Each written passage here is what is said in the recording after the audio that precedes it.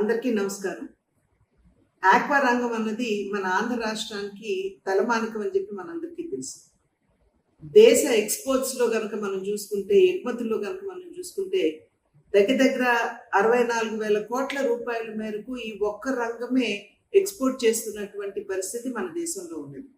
ఇవాళ Donald Trump విధించినటువంటి reciprocal talks ఏదైతే ఉన్నదో, మన దేశం నుండి వారు దిగుమతి చేసుకుంటున్నటువంటి ఉత్పత్తుల మీద వారు 26% టాక్స్ విధించినటువంటి నేపథ్యంలో ఈ రంగం చాలా ఇబ్బందుల్ని ఎదుర్కొంటున్నది.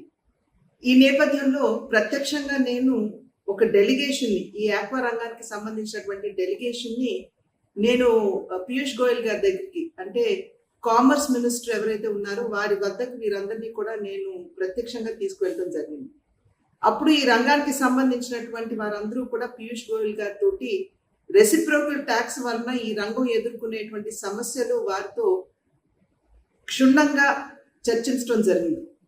అప్పుడు పీయూష్ గోయల్ గారు భరోసా ఇచ్చారు, మేము ఖచ్చితంగా ఈ రంగాన్ని ప్రాధాన్యత క్రమంలో తీసుకుంటామని చెప్పి వారు ఆనాడు భరోసా ఇవ్వడం జరిగింది.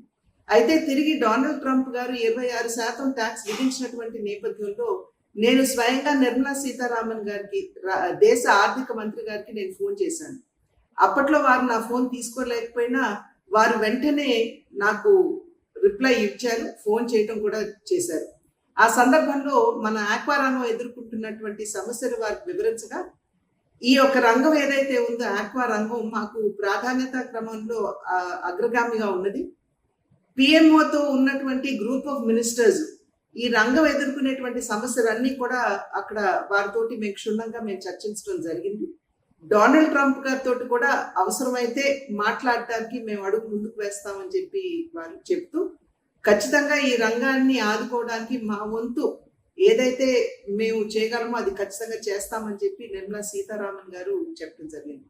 కనుక నిర్మలా సీతారామన్ గారికి, అదేవిధంగా పీయూష్ గోయల్ గారికి, ప్రధాని గారికి కూడా నేను స్వయంగా నా ధన్యవాదాలు తెలియజేస్తున్నాను. రాష్ట్ర ముఖ్యమంత్రి గారు కూడా ఈ రంగం ఎదుర్కొనేటువంటి సమస్యలు, ఈ యొక్క రెసిప్రోకల్ ట్యాక్స్ వలన వారు కూడా పీయూష్ గోయల్ గారికి ఉత్తరం రాశామని చెప్పి మన మీడియాలో కూడా చూసాం. అయితే అన్ని విధాలా కూడా ఈ రంగం ఎదుర్కొనేటువంటి సమస్యలు, ఈ రంగం యొక్క ప్రాధాన్యతని గుర్తించి ఈ రంగాన్ని ఆదుకోవడానికి అన్ని వైపుల నుండి అందరూ ముందుకొస్తున్నటువంటి సందర్భంలో మనం అందరం కూడా ఈ రంగానికి అండగా నిలుద్దాము అని చెప్పి పిలుపునిస్తూ, దీన్ని రాజకీయం చేయవద్దు అని చెప్పి అభ్యర్థిస్తూ